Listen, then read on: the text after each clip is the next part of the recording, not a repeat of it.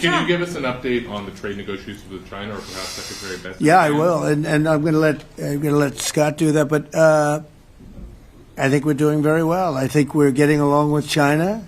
China would like to have something. As of this moment, we'll be meeting in a couple of weeks. We'll be meeting in South Korea. You think myself will go forward? I think so. It looks like it's going forward. I think so. They want to meet. We like to meet. I have a very good relationship with President Xi, and we're going to see what happens. But, you know, for years we were taken advantage of by China very badly. We were losing hundreds of billions of dollars a year to China. We really built their military, if you think about it. The kind of money that presidents allowed to be lost to China was just insane. And then when I came into office, as you know, I put very severe tariffs. So we took in hundreds of billions of dollars in my first term from China. Biden let that go because it was so much. He let it continue, but he gave all sorts of exceptions. And by the time you looked at it, Scott, I would say it wasn't the same thing. He would give an exception for anything. If you got up and went out to dinner, he'd give you an exception. So it wasn't the same thing. But I put on very serious tariffs. So we took in hundreds of billions of dollars, and then I left office. The election was rigged. I left office, and that was the story. Now I come back, and we are in a very strong position because of tariffs. We're in a very powerful position because of the fact that we have tariffs. If we didn't have tariffs, we would be in a very weak position. We would be in a weakened state. But with tariffs, we've made hundreds of billions of dollars, not only from China, but from others. And China wants to talk, and we like talking to China. So we have a very good relationship, and we're going to be meeting in South Korea a couple of weeks. And I just got back from a long trip. I'm going on another long trip. And, Scott, do you want to say a few words on that, please? Yes, sir. So the entire relationship stems from the great respect that the two leaders have for each other. China did a substantial unprovoked escalation last week. We were unable to get in touch with them. Since then, it's been IMF World Bank Week. They have had working level people here who there have been meetings. The Vice Premier, who is my counterpart, and I will be speaking this evening at around 8:30, 9 o'clock. And then he and I and a delegation will meet in Malaysia probably a week from tomorrow to prepare for the two presidents to meet. So I think that things have de-escalated. We hope that China will show the respect that we have shown them.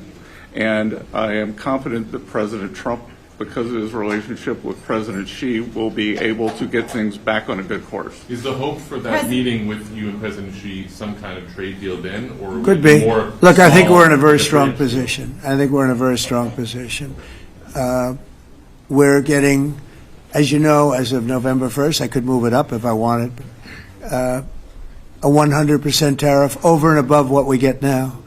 So that would make it about 157%.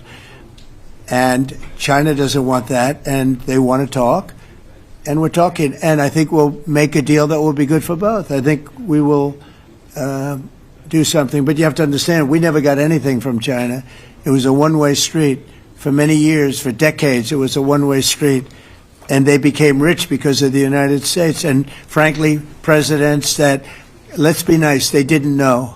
They just didn't know. They didn't understand what was happening to them. But I understood it. I understood it long before I ran for politics. I used to watch in amazement at how stupid our country was, how stupid they were. And we're not stupid anymore.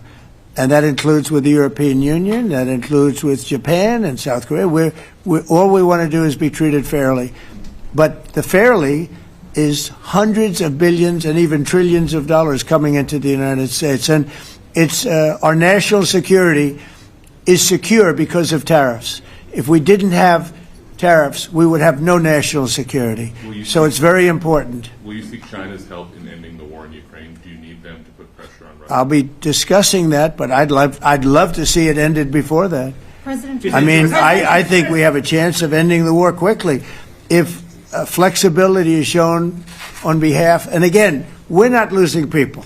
The United States is not. We're not losing people. We're not spending money. We're getting paid for the, ammunition and missiles and everything else that we're sending to the European Union, but to NATO.